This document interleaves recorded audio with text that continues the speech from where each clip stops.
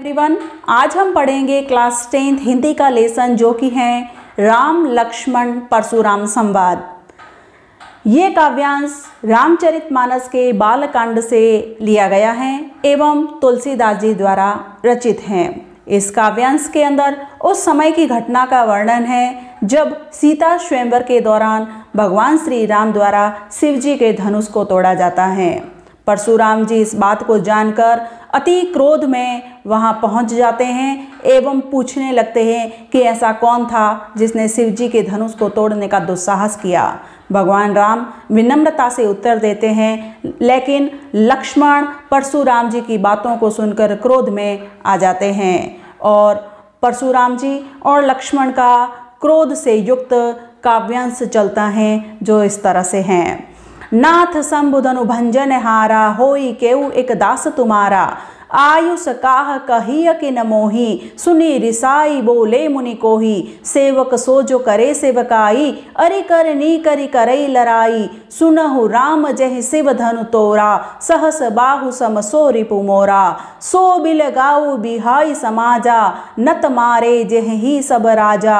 सुनि मुनि बचन लखन मुस्काने, बोले पर सुध रही अवमाने। बहु धनु ही तोरी लरिकाई, कब हुन असिरीस किन्हीं गोसाई। एहि धनु पर ममता कही हेतु, सुनी रिसाई कह भृगुकुल केतु। रे नृप बालक काल बस, बोलत तो ही न संभार।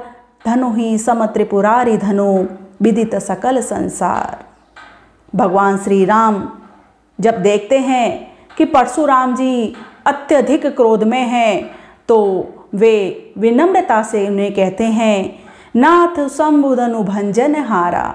हे नाथ, हे स्वामी, हे मुनि, हे ऋषि, शंभु धनु भंजन हारा। शिव जी के धनुष को भंजन करने वाला, तोड़ने वाला, होई केउ एक दास तुम्हारा। आपका ही कोई दास होगा। आयुष काह करिय कि न मोही, सुनी रिसाई बोले मुनि कोही। आप आयुष कीजिए, आज्ञा दीजिए कि उस सेवक को जिसने शिव जी के धनुष को तोड़ा है अब उसको क्या करना है। सुनी रिसाई बोले मुनि कोही। ये सुनकर बहुत ही क्रोधित होकर मुनि परशुराम जी बोले, सेवक सो जो करे सेवकाई। हे राम, सेवक तो वह होता है जो सेवकों से कार्य को करता है, सेवकों जैसे कार्य को करता है। अरि करनी करि करई लराई।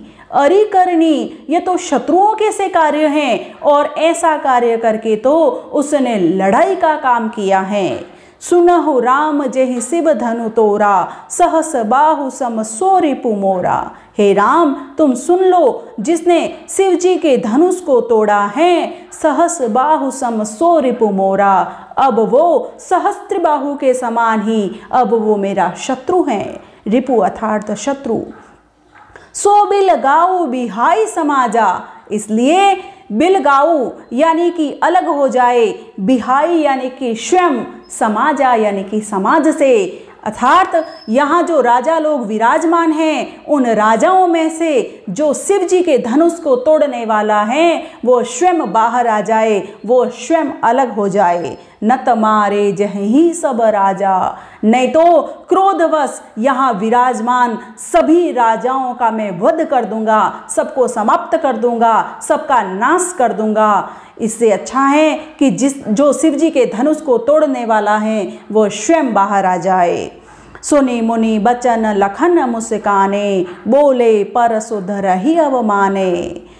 सुनी मुनि बचन, मुनि के वचनों को सुनकर, परशुराम जी के वचनों को सुनकर लक्ष्मण जी मुस्कुराए और मुस्कुराते हुए परशुराम जी का अवमानना करते हुए, अपमान करते हुए, अवज्ञा करते हुए बोले, बहु धनु ही तोरी लरिकाई, कब हुन असिरीस किन्हीं गोसाई। हे मुनि, हे ऋषि, हे महात्मा, बहु धनु ही तोरी लरिकाई। बचपने में, लड़कपने में हमने ऐसी धनु से तो बहुत तोड़ी हैं। कबहुन असिरीस किन्हीं गोसाई, लेकिन हमारे ऊपर किसी मुनि ने, किसी ऋषि द्वारा इतना क्रोध तो नहीं किया गया, इतना गुस्सा तो नहीं किया गया जितना आप द्वारा किया जा रहा है।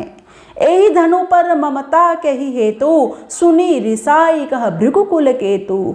लक्ष्मण जी परशुराम जी से कहते हैं कि ऐसा इस धनुष में क्या है जो आप इतना प्रेम करते हैं इससे, और इतना क्रोध में हो गए हैं, आप इतना क्रोधित हो गए हैं, इतना प्रेम इस धनुष से क्यों है। सुनी रिसाई कह भृगुकुल केतु। ये सुनकर भृगुकुल के श्रेष्ठ पुरुष परशुराम जी बोलते हैं, रे नृप बालक काल बस बोलत तो ही न संभार। हे नृप बालक, हे राजकुमार, तू काल के बस में हो गया है, तेरी मृत्यु नजदीक आ गई है, और इसी का कारण है कि तू जो बोल रहा है तू संभल के नहीं बोल रहा है, तेरे अंदर संभल कर बोलने की शक्ति खत्म हो गई है, क्योंकि तेरा काल तेरे ऊपर मंडरा रहा है, तेरी मृत्यु तेरे नजदीक है। धनु ही सम त्रिपुरारी धनु विदित सकल संसार। ये सारा संसार जानता है, ये समस्त जगत जानता है कि अन्य धनुषों की तरह त्रिपुरारी का धनुष नहीं है, भगवान शिव का धनुष अन्य धनुषों के समान नहीं है, ये सारा संसार इस बात को जानता है। अगला जो काव्यांश है वो है, लखन कहाँ हंसी हमरे जाना, सुनहु देव सब धनुष समाना। काछति लाभ जून धनु तोरे, देखा राम नयन के भोरे। छुअत टूट रघुपति न दोसु, मुनि बिन काज करई कतरोसु। बोले चितई पर सूकी औरा, रे सठ सुनेउ सुभाउ न मोरा।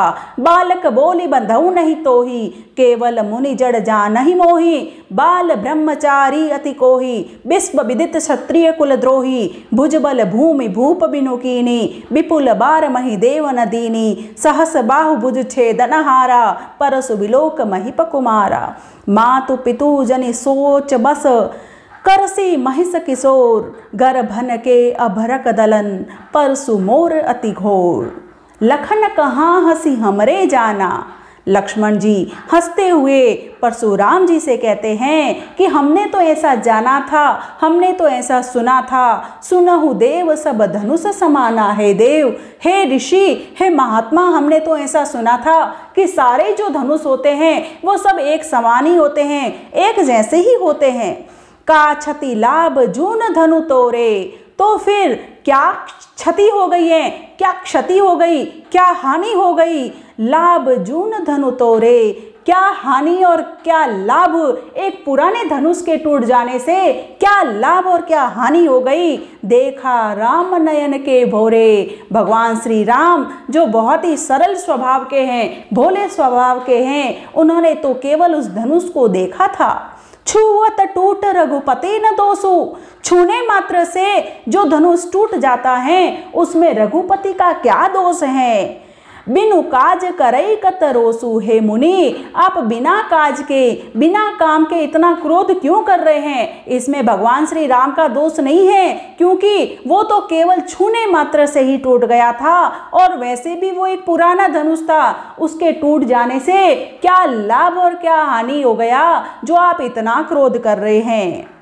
बोले चितई पर सूकी औरा। ये सुनकर परशुराम जी अत्यधिक क्रोधित हो जाते हैं और वो अपने फरसे की तरफ देख कर बोलते हैं। परशु अर्थात फरसा, उनका शस्त्र की ओर देख कर वो बोलते हैं, रे सठ सुनेउ सुभाउ न मोरा। रे सठ, रे दुष्ट, तू अभी मेरे स्वभाव के बारे में नहीं जानता है, लगता है तूने मेरे स्वभाव के बारे में अभी तक सुना नहीं है।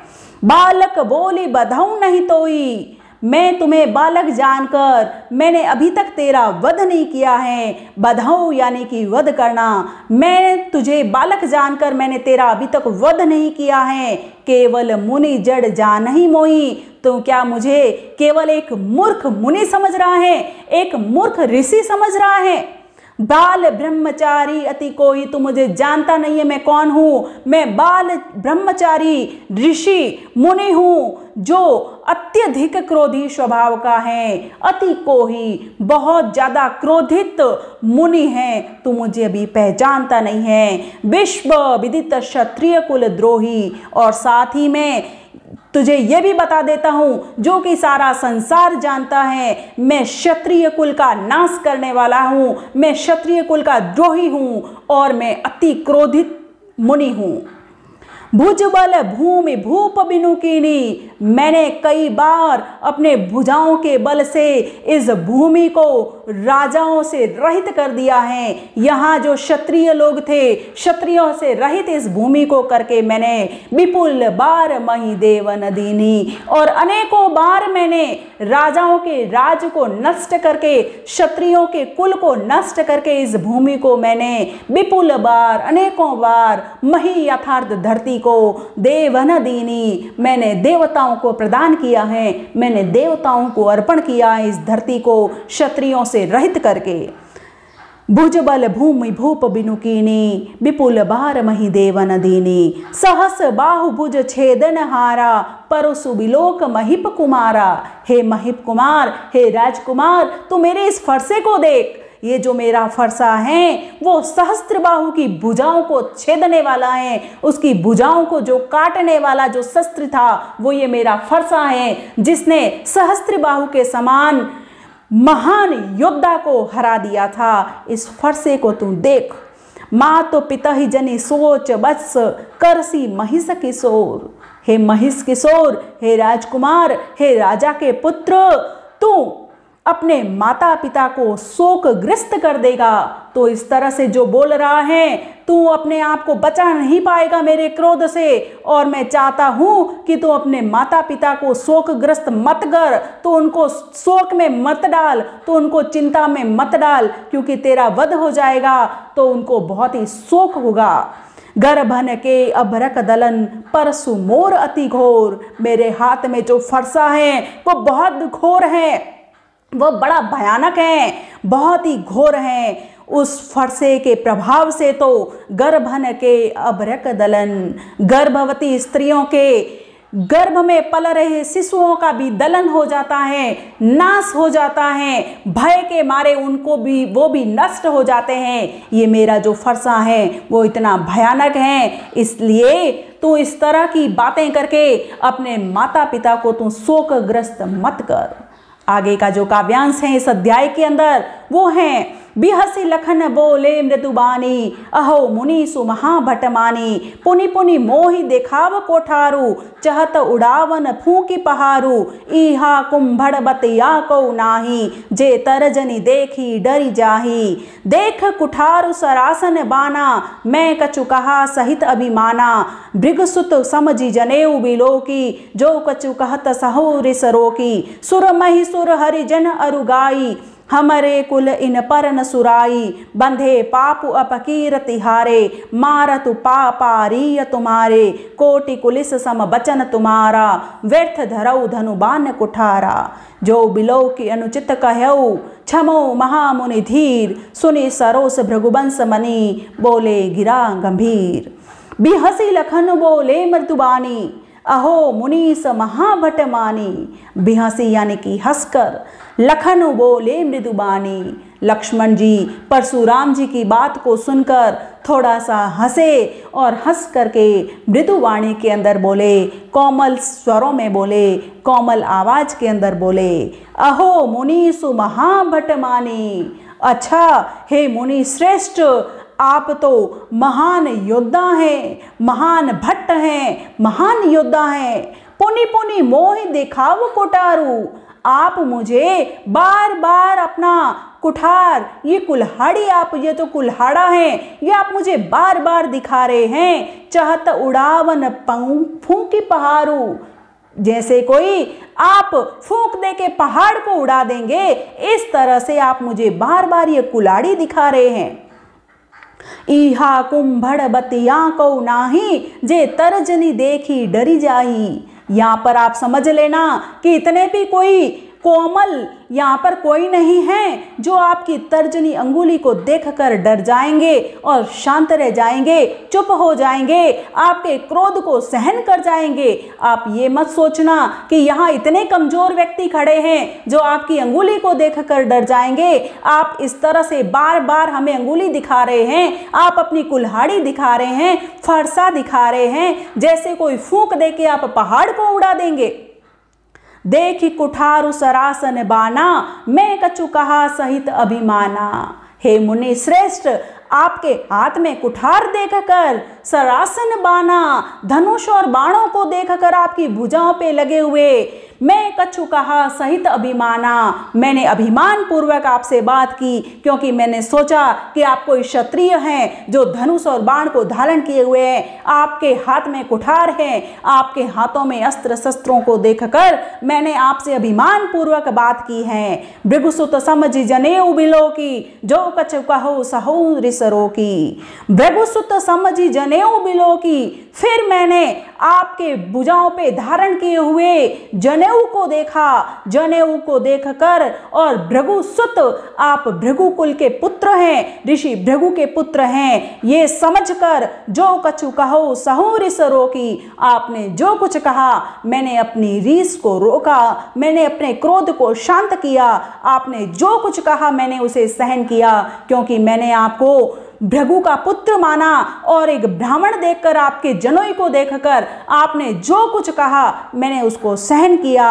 जो कछु कहो सहु रिस रोकी, मैंने उसको सहन किया, अपने क्रोध को रोका। सुर महिसुर हरिजन अरुगाई, हमरे कुल इन पर न सुराई। हे मुनि श्रेष्ठ, सुर देवता, महिसुर अर्थात ब्राह्मण, हरिजन भगवान के लोग, अरुगाई और गाय, हमारे कुल इन पर न सुराई, हम क्षत्रिय कुल के हैं और क्षत्रिय कुल के लोग इन पर सूरवीरता नहीं दिखाते हैं। देवताओं पर, ब्राह्मणों पर, हरिजनों पर यानी कि भक्तों पर और गायों पर हमारे कुल के लोग सूरवीरता नहीं दिखाते हैं। हमारे कुल की यह परंपरा नहीं है कि इन व्यक्तियों पर सूरवीरता दिखाई जाए। बंधे पाप अपकीर्ति हारे, मारतु पापारीय तुम्हारे। अगर हम इनके ऊपर सूरवीरता दिखाते हैं तो बंधे पाप अपकीर्ति हारे, यदि मैं आपसे युद्ध करता, बंधे यानी कि वध करता, मैं आपको मारता, तो मुझे ब्राह्मण होने के नाते आप का मुझे पाप लगता, मेरे सिर पर पाप चढ़ जाता, क्योंकि आप ब्राह्मण हैं। अगर मैं आपका वध करता, बंधे, बंधे अर्थात वध करना, यदि मैं आपका वध करता तो मैं पाप का भागी बनता। अपकीर्ति हारे, और युद्ध करने पर अगर मेरी हार हो जाती, मैं आपसे हारता, तो मुझे अपकीर्ति की प्राप्ति होती, मेरी अपकीर्ति होती। मारत हूं पापारीय तुम्हारे, मारत हूं यानी कि मारने पर, पापारीय तुम्हारे, यदि आप मुझे मार भी देंगे तो भी मैं, पा अर्थात पैर, तो भी मैं आपके पैरों में ही गिरूंगा, क्योंकि आपसे हारने पर मेरी अपकीर्ति होगी और आपका वध करने पर मैं पाप का भागीदार बनूंगा। अर्थात मैं कोई कार्य आपके विरुद्ध नहीं कर सकता, क्योंकि ऐसा करने से मेरी अपकीर्ति और मुझे पाप का भागी होना पड़ेगा। इसलिए आप जैसा कुछ कहेंगे, जैसा करेंगे, आप मुझे मार भी देंगे, मेरा वध भी कर देंगे, तो भी मैं आपके पैरों में ही गिरूंगा। कोटि कुलिस सम बचन तुम्हारा, व्यर्थ धरऊ धन बान कुठारा।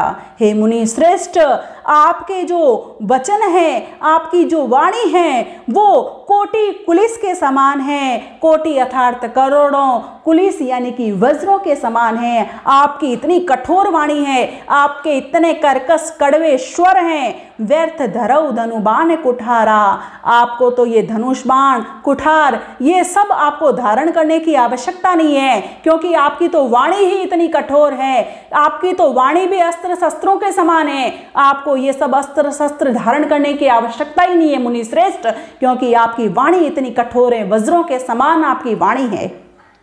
जो बिलो की अनुचित कहऊ, क्षमऊ महामुनि धीर, सुनी सरोस भृगुवंश मणि, बोले बिरा गंभीर। जो बिलो की अनुचित कहऊ, हे मुनि श्रेष्ठ, मैंने आपके धनुष बाणों को, आपकी कुठार को धारण किए हुए देखकर मैंने आपको अगर अनुचित कह दिया हो, क्षमऊ महामुनि धीर, तो हे महामुनि धैर्यशाली महान पुरुष, आप मुझे माफ कर दो, क्षमा कर दो मुझे। सुनी सरोस भृगुवंश मणि, बोले गिरा गंभीर। सुनी सरोस, रोस के साथ में सुनकर भृगुवंश मुनि, भृगुवंश के मुनि श्रेष्ठ ने बोले गिरा गंभीर। गिरा अर्थात वाणी, गंभीर वाणी के अंदर मुनि श्रेष्ठ बोले। आज हम इतना ही करेंगे। नेक्स्ट जो आगे के काव्यांश हैं वो हम अगले वीडियो में देखेंगे। धन्यवाद।